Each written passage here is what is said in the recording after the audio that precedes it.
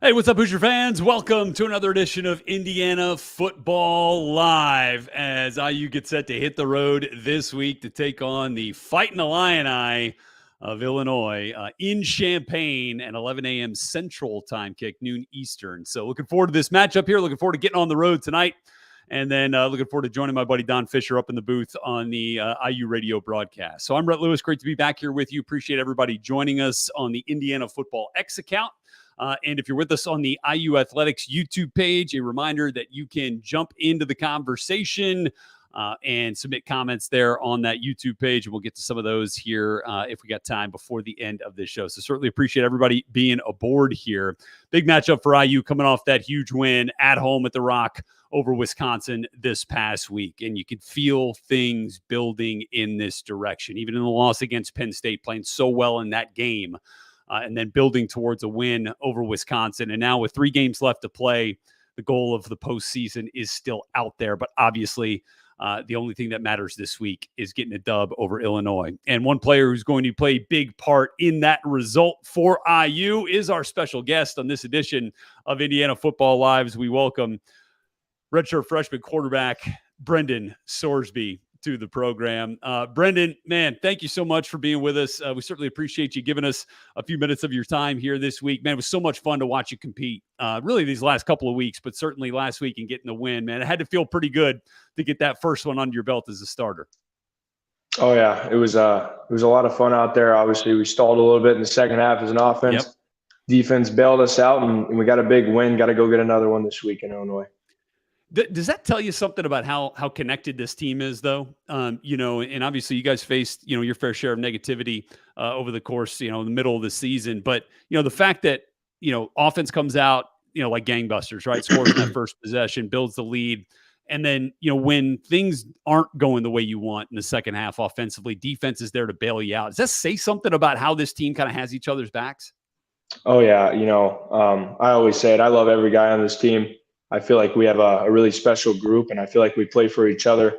So, the defense helping us out there was huge. And, I trust those guys. I trust our guys on offense to get it going. And we end up getting it going on that last drive. And, Freeman went out there and made the kick. And we walked away with the dub. But, yeah, like you said, playing complimentary football. You just gotta go out there and do it again this week. So how much fun then was practice this week coming off a win, right? I mean, look, I know you guys get after and you bring the energy out there practice every day, no matter what the result is on the previous Saturday. But man, to get out there and to build on success with a dub in hand, like how would you describe the vibe that you guys have had out there these last couple of days?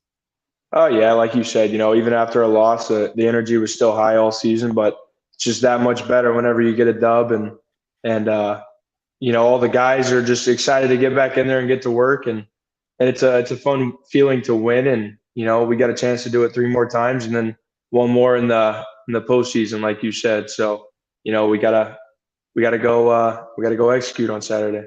That's it. And so when you mentioned, the second half kind of, slumping a little bit there, just based on the productivity that you guys had in the first half as an offense, what do you look to kind of try to get rid of that kind of lull in the production here as you go forward this season and this Saturday? Just, stay true to who we are. Not trying to do anything too special, just sticking, Coach Carey always says, just be boring. Whenever we're boring, we're pretty good. And, we're, in that third quarter and a little bit in the fourth quarter, we try to do a little too much maybe. And we got away from what we do. And we just got to stay boring and be boring and go out there and have fun being boring. It's fun when you're being boring and you win, man. There's nothing boring about it because there was plenty of excitement to be had. That's for sure. And man, it was so much fun watching you and watching you compete this last week for sure. Let's get into that a little bit here. I feel like watching you play, man. You've got such like a playmaker mentality to the way that you play. Where does that kind of come from? And I know you're willing to throw it from anywhere to anybody. You've got that talent in you. But how do you then balance being a playmaker versus playing within the scheme? At the end of the day, it's all about taking care of the football. Go back to Penn State, don't make that turnover. Maybe don't throw that pick. Maybe the game's a little bit different. But, playing backyard football is fun. And whenever you can get outside of the pocket and make some plays and, maybe go run over somebody, maybe get hit a little hard Yeah. sometimes. It's fun, you know. So I enjoy it. I enjoy making plays and trusting my guys, and maybe throwing some questionable balls here and there and letting them go make me look good. So you know, um, just backyard football. It's fun, man. Do you feel that when you're out there, like you're just kind of, can you separate, the fact that there's, thousands of people in Mhm. the stands and with everything on the line, and can you boil it down to the fact that you just love playing football, and that Yeah, that's at kind the of end where of the some of that day, playmaker stuff comes from? yeah, at the end of the day, it's just a game, man. Yeah. Whenever you can go out there and you know surrender the outcome, we always talk about. I'm a firm believer in God, and He already knows what happens. He already knows the outcome. So whenever you can just go out there and play free, it's a lot better feeling whenever whatever you do out there. It's just a game, and obviously you're going out there to win, and you're Yeah. going out there to be the best version of yourself that you can be. And, obviously everybody on the team the same, but just surrendering the outcome and just going out there and have fun.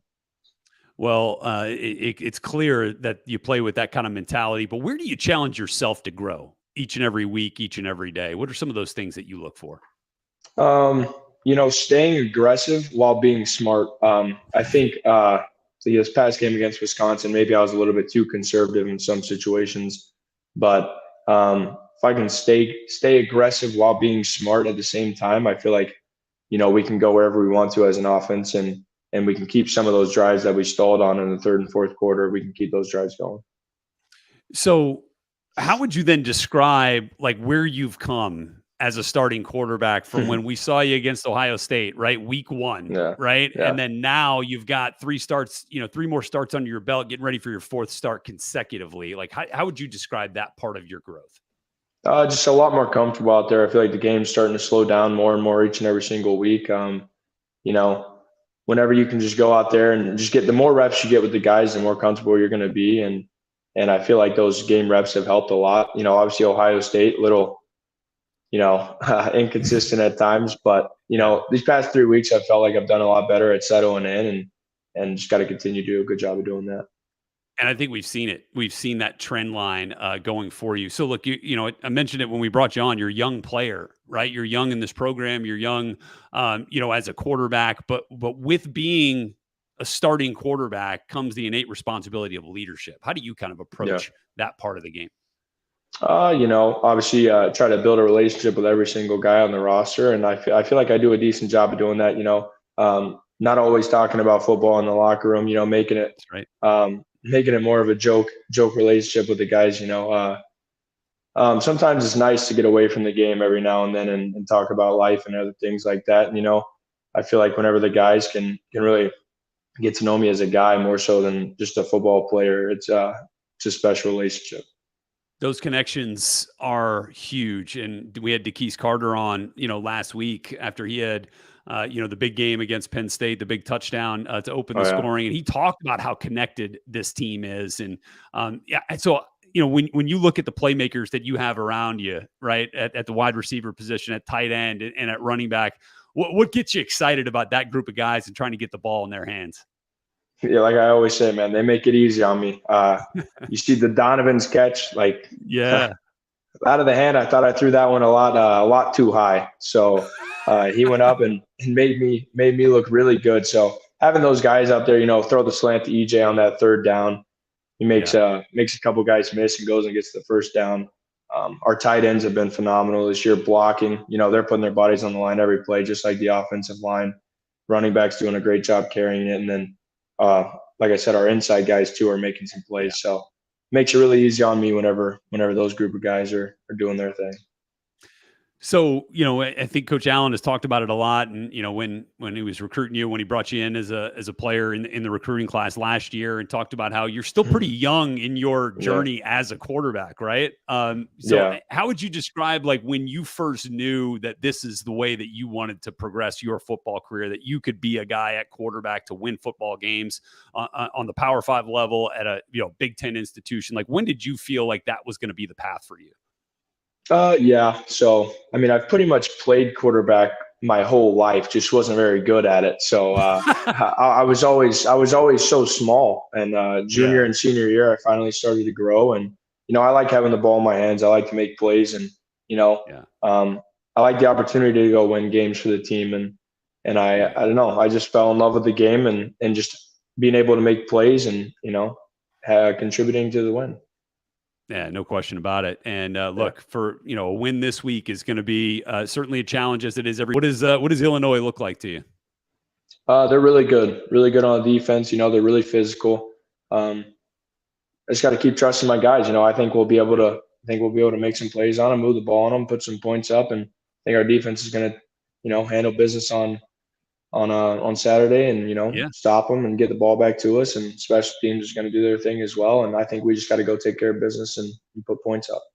In particular, as you talk about Illinois' defense, Johnny Newton is one of those guys that gets talked about a lot, right? Each and every week, and he's a guy that'll be thought of very highly in NFL circles when and if he makes that decision, and will be one of those high draft picks. I'm sure by now you've seen, plenty times that that sack he had early in the second half, that closing speed he had on the quarterback against Minnesota after beating the right tackle. For a 300-pound dude. So obviously you're aware of that, but that's also, there's a trust factor too, right? With the guys in front of you in the offensive line to take care of business so that you don't have to worry about that as much. You can just focus on distributing the football. Oh yeah. He's a special player. Really, really twitchy, like you said. Yeah. Can affect games, and he has. He's impacted a lot of games that they've played in. The guys up front are going to take care of it, and they're going to take care of me. I trust them, and like I said, like you said, I got to keep my eyes downfield and make plays whenever the pocket sometimes does collapse. I mean, they're going to get pressure. They're a really good team, so we just got to make plays whenever we have to. Yeah, no question. All right, so last one here, and we'll get you out of here on this one. You've had Coach Carey in your corner now these last couple of weeks as the offensive coordinator and a play caller. What's a thing or two that you love about the way that he coaches the game? He trusts me a lot. He lets me play free. We joke. I'll be on the sideline. I'm like, man, Coach Carey, you call me an awful lot. What's up, dude? I'll just mess around with him. I feel like there's a trust thing, and he trusts me. I trust him. I trust that he's going to put me in the right situations. And like he always says, if I ever make a bad play call, just make me look good. And you ever make a bad throw, it's on both of us. And I'm like, well, that's nice of you, Coach Carey, but not really. So, I trust him a lot. I love having him as my coach, and excited for Saturday. Yeah, no question. Well, a lot of people chiming in the comments in your corner, including Scott says, "Let's go get him, Sorsby." The hashtag LEO, ready to rock and roll this week against Illinois, man. So a lot of people in your corner and in this team's corner as you try to still keep those goals alive. Getting to the postseason starts this week against Illinois. Brendan, thanks so much for giving us a few minutes of your time here. All the best, man. Look forward to seeing you in Champaign. Yes, sir. Thank you for having me. All right, Brendan Sorsby with us here on this edition of Indiana Football Live. All right, so let's talk a little bit about Illinois here. Obviously, we mentioned, we'll start with the defense since we were talking about that with Brendan a little bit. They get some good players. Obviously, they lost a lot from where they were last year as the nation's #1 defense. The defensive coordinator, Ryan Walters, was one of the best defensive minds in football, left to become the head coach at Purdue, who we'll see in a couple of weeks. And he had a ton of NFL talent on that team. 3 NFL players in the first or in the secondary rather were drafted last year. Quan Martin, Sidney Brown, and then Devin Witherspoon was taken with the 6th overall pick by the Seattle Seahawks. So obviously there were some really good players there. Remember, this is a game Indiana won to start the season last year. And so I think, again, this offense will be well positioned to deal with what Illinois has this year, replacing some of those NFL guys. What they do still have up front are 2 NFL caliber defensive linemen. We talked a lot about Johnny Newton. I mean, he's going to be, one of those guys in consideration for, All-American status. He's on all those award watch lists, and rightly so. He's an incredible athlete for the size and frame that he brings to the table at 6'2", nearly 300 pounds. And I was mentioning the play against Minnesota. I mean, he was suspended for the first half of the game.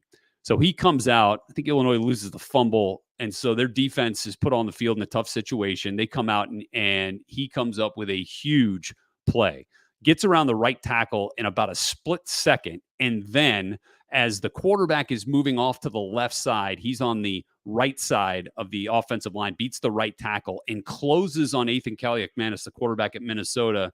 I mean, you just don't see that type of closing speed. And Brett Bielema and the staff talked about that a lot to the media this week in Champaign. That closing speed for a player that big is rare.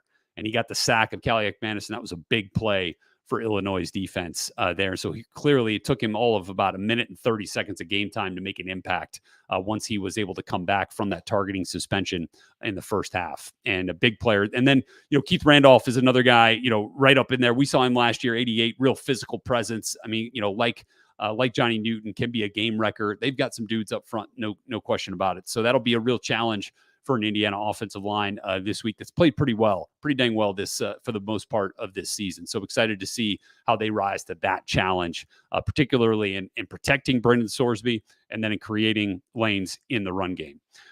So that's where they're at defensively. They still got some good players in the secondary. I don't know that they rise to the caliber that they had a year ago. And, that shouldn't be a surprise considering where some of those guys were drafted. Then when you get to the offensive side of the ball, this is where things get kind of interesting. Luke Altmaier transferred to Illinois from Ole Miss this past year. Really talented quarterback, both using his legs and, obviously with his arm. He's had some inconsistencies throughout the season, but was playing pretty well and then went out of the game in the last couple of minutes against Minnesota. And so they're down. They need a comeback, and they lose their starting quarterback. Well, in comes John Paddock, and he's got a great history with his family and playing football at Illinois. He comes in, completes 3 passes. They go 85 yards, including an explosive play touchdown, a deep shot to Isaiah Williams at the end for the go-ahead score and essentially the game-winning score. So you get your backup quarterback come in there in a big spot. You put the game on his shoulders, and he delivers. So I think no matter who plays, Indiana will certainly have a challenge in defending what Illinois wants to do from the quarterback spot and overall in that offensive unit. The other part of that thing is, Luke Altmaier. So, listening to what Brett Bielema said, in case you haven't been following it, wasn't able to practice Tuesday, Wednesday, but seems to be trending in a direction where he will be available for Illinois on Saturday. And I thought it was interesting. Coach Bielema said, hey, look, 9 games in, even if he's not cleared until Friday or Saturday morning, would still feel comfortable in starting him. So I think you could expect to see Luke Altmaier for the Illinois Fighting Illini at quarterback in some capacity this week against IU. The other thing, they've been hit hard by injury in the running game and in the running back room, rather. Josh McCray was supposed to be counted on to be one of their big-time guys this year. Is lost for the season a few weeks ago.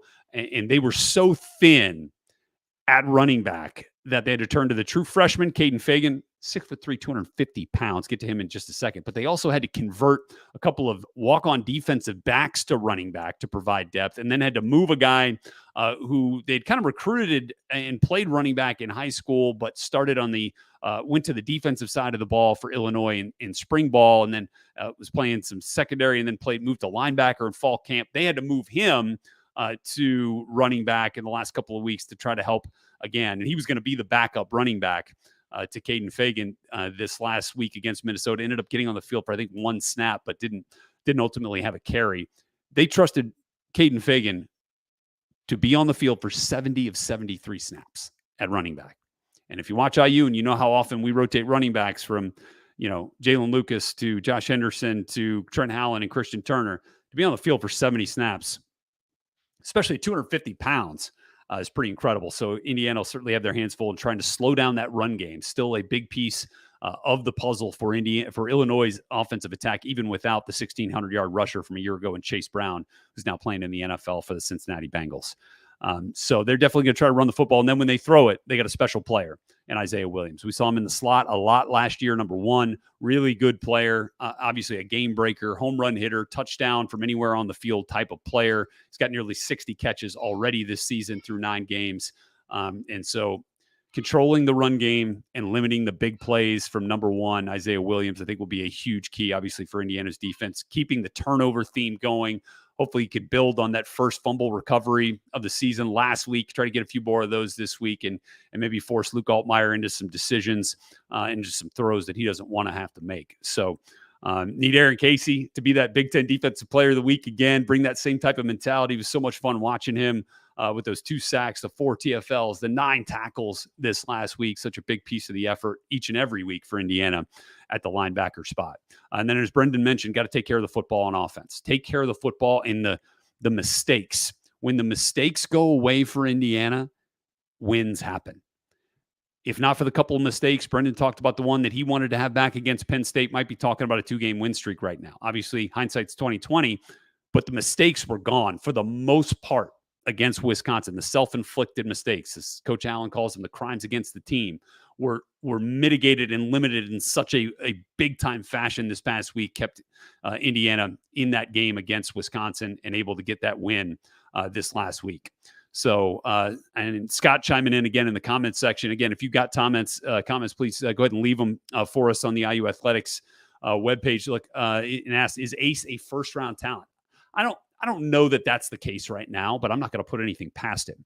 I think he's playing like the best linebacker in this conference, which, again, is saying something, because I can tell you right now that NFL evaluators feel very, very strongly about the player that Tommy Eichenberg is at Ohio State. And I thought Ace played better on that field against Ohio State week 1 than Eichenberg did, but maybe I'm a little biased, but we'll have to go back and look at the whole body of the tape. But what Ace is doing is he's putting himself in a position to get out there and to be noticed, and for evaluators to take notice, and then they can go back and watch his entire body of work here these last 2 years, which has been pretty dang impressive. You go back and watch the way he played after not practicing or walking hardly at all against Michigan State last year. That'll be something that NFL evaluators talk about. I think he's really athletic. He's really instinctive, and he's only getting better. So I think there's some really bright things ahead for Ace, certainly at the next level. And he's kind of been the latest to kind of carry the torch, right?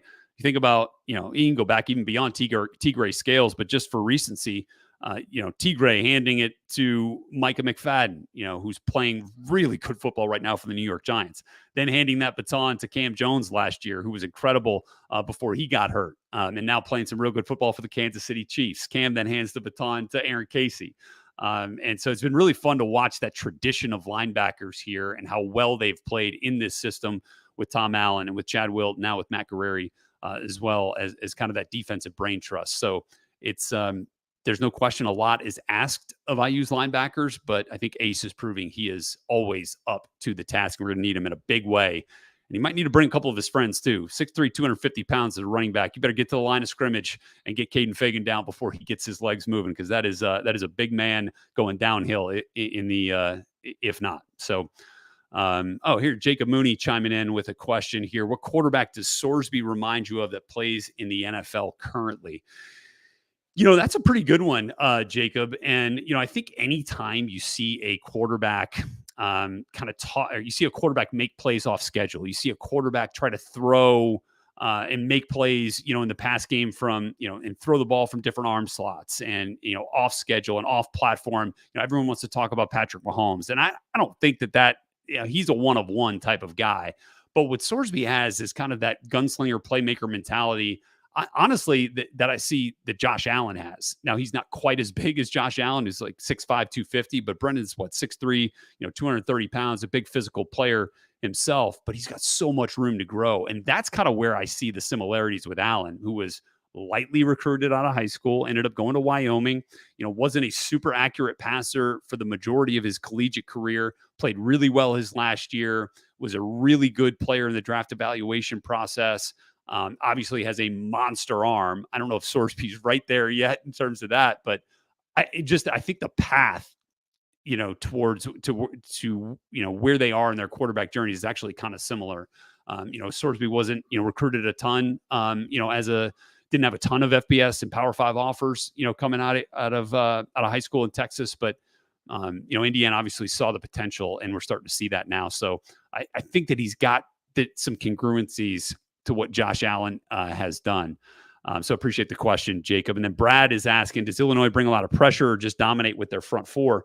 Well, I think what they do is they've got a lot of uniqueness to the way that they attack defensively. They can bring pressure, certainly, and they can do it from a lot of different areas, especially when you play with the 3-down linemen. And, you want to bring those 2 edge players, from the second level up to the line of scrimmage. They can do that and give you a 5-man front look And so you're always kind of wondering where the pressure is coming from. So that's where the preparation is key. But they also, Brad, have the luxury of just turning Johnny Newton loose and turning, Keith Randolph loose and expecting them to generate pressure. And, while I was talking about, Newton getting pressure off the edge against Minnesota and getting that sack of Ethan Kaliakmanis, the other piece of it is I think sometimes pressure from the interior can really fluster a quarterback, maybe even more so, because there's really nowhere to escape, right? And so at least when what's coming around the edge, and if you got your offensive line providing a stout pocket in front of you, you can step up in the pocket and get away from that edge rush. But man, when the pocket is crumbling from the middle out, it makes it really tough to kind of find a pathway to keep a play alive. So I think, Zach Carpenter, Mike Kadick, Matt Bedford, Max Longman, whoever is in there, in that mix on the interior, they're going to have their hands full trying to provide a stable pocket for Brendan Sorsby to step up and throw the football to what we have is what I believe are some real emerging playmakers. You've seen it now with Donovan McCulley on multiple occasions. You've seen DeKeys Carter's capability, but EJ Williams, I think we're just scratching the surface of what he can do for IU from the wide receiver spot. It couldn't come at a better time with Cam Camper, unfortunately, now lost for the season. So really excited about those guys, excited about this game. And want to remind you a few things that you can catch the game. Obviously, it's at 11 a.m. Central Time, noon Eastern. If you got the Varsity app from Learfield, you'll be able to catch Don and I's call on the IU Radio Network. Obviously, all of our IU Radio Network stations available to pick up the game on the radio. On TV, it's going to be on Big Ten Network.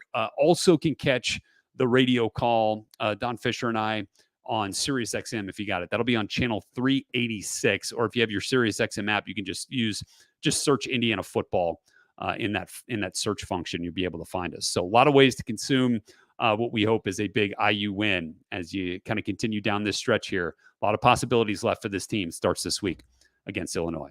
Thanks so much for being with us here on another edition of Indiana Football Live. Thanks so much for the comments. Appreciate all you guys, Scott, Brad, Jacob, all you guys who have contributed here to the broadcast. We appreciate it. Thanks again to Brendan Sorsby for joining us. I want to remind you again that we are going to be with you on Monday for another episode of Indiana Under the Hood with Indiana football, presented by your Central Indiana Ford dealers, where we'll talk with a member of the IU coaching staff about what we hope, again, is a big-time win for IU. That'll come your way 7 o'clock Eastern time on Monday. And tell your friends if they missed this content, it'll be available for them on IUHoosiers.com.